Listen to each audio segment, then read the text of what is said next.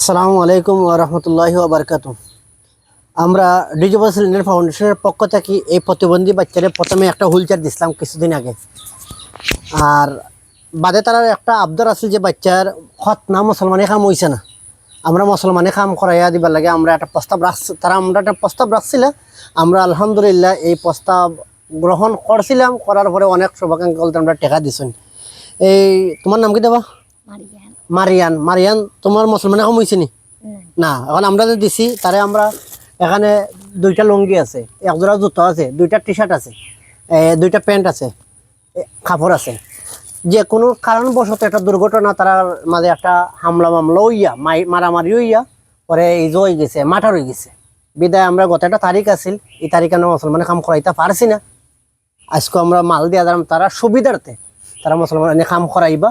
আমরা টাকাটা হস্তান্তর করাম টোটাল 7,540 টাকা। 7,540 টাকা এই তারা মুসলমানের কাম। আসসালামু আলাইকুম। আপনারা যারা আমরা ভিডিও দেখবা, আমরা অনেক দূরে এরকম আধা রাস্তা ডিজিটাল সিলিন্ডার ফাউন্ডেশনের পক্ষ থেকে আমরা প্রতিবন্ধী শিশু বাইরে হুইলচেয়ার দিতাম। মন লাগে